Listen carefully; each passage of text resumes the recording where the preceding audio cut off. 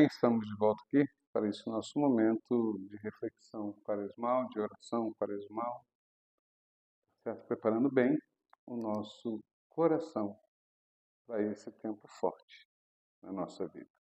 Tempo de conversão, tempo de oração, tempo de perdão, tempo de caridade. Enfim, volta para ter o Senhor. Isso que Ele pede para nós, não somente a quaresma, mas como ela fosse o tempo forte para a gente começar esse sempre novo em nossa vida. Em nome do Pai, do Filho e do Espírito Santo. Amém. Vinde, Espírito Santo, enchei os corações dos vossos fiéis e acendei neles o fogo do vosso amor. Enviai vosso Espírito e tudo será criado e renovareis a face da terra. Oremos.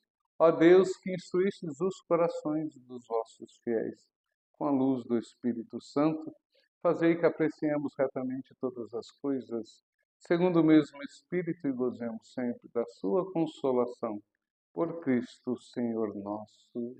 Amém. Nosso hino. Ó Cristo, sol de justiça, brilhai nas trevas da mente, com força e luz reparai a criação novamente. Dai-nos no tempo aceitável um coração penitente, que se converta e acolha o vosso amor paciente. A penitência transforme tudo que em nós há de mal, é bem maior que o pecado, o vosso dom sem igual. Um dia vem vosso dia, e tudo então refloresce. Nós, renascidos na graça, exultaremos em prece. A vós, Trindade clemente, com toda a terra adoramos, e no perdão renovados, um canto novo cantamos. Salmo de hoje, Salmo 102, hino à misericórdia do Senhor. E a palavra que nos remete a esse salmo está em Lucas 1:78, que diz assim: graças à misericordiosa compaixão do nosso Deus, o sol que nasce do alto nos veio visitar. Então vamos com o salmo, hino à misericórdia do Senhor, Salmo 102. Bendize a minha alma ao Senhor e todo o meu ser, seu santo nome. Bendize a minha alma ao Senhor, não te esqueças de nenhum de seus favores, pois Ele te perdoa toda a culpa e cura toda a tua enfermidade. Da sepultura Ele salva a tua vida e te cerca de carinho e proteção. De bens Ele sacia a tua vida e te torna sempre jovem como a águia. O Senhor realiza obras de justiça e garante o direito aos oprimidos. Revelou os seus caminhos a Moisés e aos filhos de Israel seus grandes feitos. O Senhor é indulgente, é favorável, é paciente, é bondoso e compassivo. Não fica sempre repetindo as suas queixas, nem guarda eternamente o seu rancor. Não nos trata como exigem nossas faltas, nem nos pune a proteção de nossas culpas, a proporção de nossas culpas. Quanto os céus por sobre a terra se elevam, tanto é grande o seu amor aos que o temem. Quanto dista o nascente do poente, tanto afasta para longe nossos crimes. Como um pai se compadece de seus filhos, o Senhor tem compaixão dos que o temem, porque sabe de que barro somos feitos, e se lembra que apenas somos pó. Os dias do homem se parecem como a erva, ela floresce como a flor dos verdes prados, mas apenas sopra o vento, ela se esvai. Já nem sabemos onde era o seu lugar. Mas o amor do Senhor Deus, por quem o teme, é de sempre e perdura para sempre. E também sua justiça se estende por gerações até os filhos de seus filhos, aos que guardam fielmente sua aliança e se lembram de cumprir os seus preceitos. O Senhor pôs o seu trono lá nos céus e abrange o mundo inteiro o seu reinado. Bendize ao Senhor Deus, seus anjos todos, valorosos que cumpris as suas ordens, sempre prontos para ouvir a sua voz. Bendize ao Senhor Deus, seus poderes, seus ministros que fazeis sua vontade. Bendizei obras todas do Senhor, em toda parte onde se estende o seu reinado. Bendize, ó minha alma, ao Senhor. Palavra do Senhor, graças a Deus. Mais um salmo no qual nós cantamos os nossos hinos de louvores a Deus.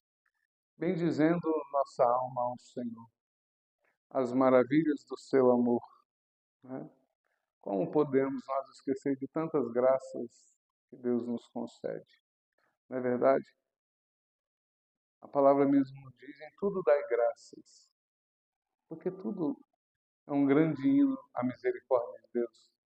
Se nós pararmos e meditarmos sobre tudo aquilo que nos circunda, para agora nesse momento, quiser sair de onde você está, o sol que brilha, o calor que nos aquece, até mesmo o chão no qual pisamos, a casa que um dia construímos com, né, aquilo que o Senhor nos permitiu ter para levantar o nosso lar. Nós contemplarmos o canto dos pássaros, das nuvens no céu, a água da chuva.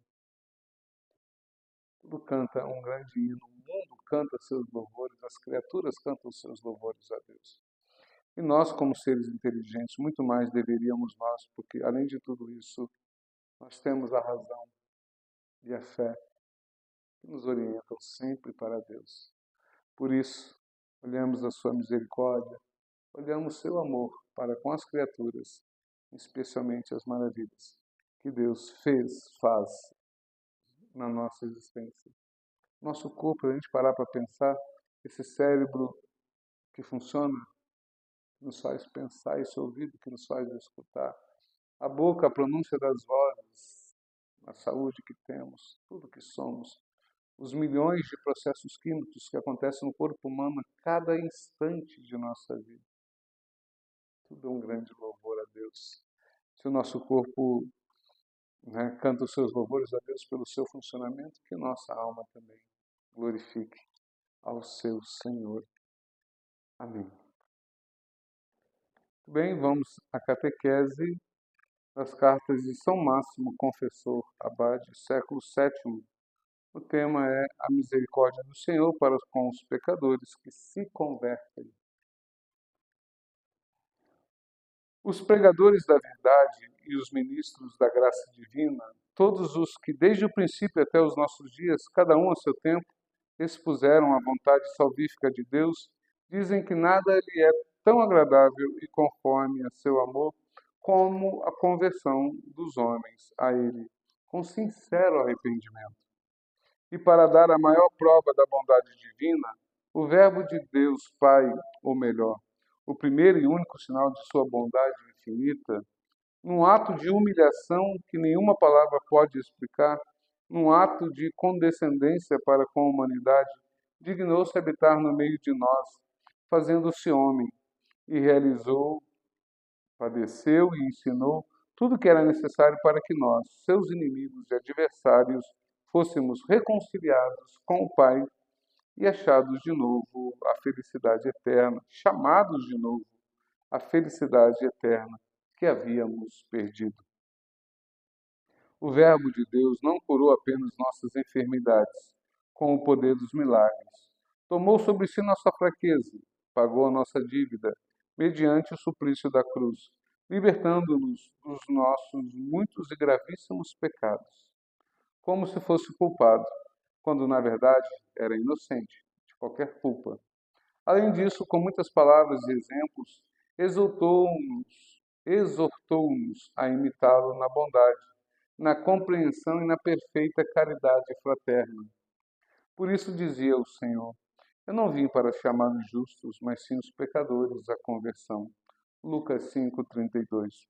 E também aqueles que têm saúde não precisam de médicos, mas sim os doentes. Mateus 9:12. Disse ainda que viera procurar a ovelha desgarrada e que fora enviado às ovelhas perdidas da casa de Israel. Do mesmo modo, essa parábola do dracma perdido deu a entender mais veladamente que viera restaurar no homem a imagem divina, que estava corrompida pelos mais repugnantes pecados, e afirmou: em verdade vos digo, haverá mais alegria no céu por um só pecador que se converte. Lucas 15, 7. Por esse motivo, contou a parábola do bom samaritano. Aquele homem que caíra nas mãos dos ladrões e fora despojado de todas as vestes, maltratado e deixado semi-morto, atou-lhe as feridas, tratou-as com vinho e óleo, e tendo colocado em seu jumento, deixou-o numa hospedaria para que cuidassem dele. Pagou o necessário para o seu tratamento e ainda prometeu dar na volta o que porventura se gastasse a mais. Mostrou-nos ainda a condescendência e bondade do pai, que recebeu afetuosamente o filho pródigo, que voltava, como abraçou, porque retornara arrependido, revestiu-o com novas insígnias de sua nobreza familiar e esqueceu todo o mal que fizera. Pela mesma razão, reconduziu ao redil a ovelhinha que se afastara das outras 100 ovelhas de Deus e foram encontradas vagueando por montes e colinas. Não lhe bateu, nem ameaçou, nem a externou de cansaço. Pelo contrário, colocou a ovelha nos seus ombros. Cheio de compaixão, trouxe-a sã e salva para o rebanho. Deste modo exclamou: vinde a mim todos vós que estáis cansados e fatigados sob o peso de vossos fardos. Eu vos darei descanso. Tomai sobre vós o meu jugo. Mateus 11, 28 e 29. Ele chamava de jugo os mandamentos ou a vida segundo os preceitos evangélicos. E enquanto ao peso que pela penitência parecia ser grande, mais penoso, acrescentou: o meu jugo é suave, o meu fardo é leve. Mateus 11:30. Outra vez, querendo nos ensinar a justiça e a bondade de Deus, exortava-nos por essas palavras: sede santos, sede perfeitos, sede misericordiosos, como também vosso Pai Celeste é misericordioso. Mateus 5:48 e Lucas 6:36. E ainda diz: perdoai e sereis perdoados. Lucas 6:37. Tudo quanto quereis que os outros vos façam, fazei também a eles. Mateus 7:12. Muito bem, meus irmãos. Assim é a condescendência de Deus para com os pecadores. Sabemos que as pessoas estão no caminho errado, mas nós não estamos neste mundo para condená-los, mas para trazê-los à vida.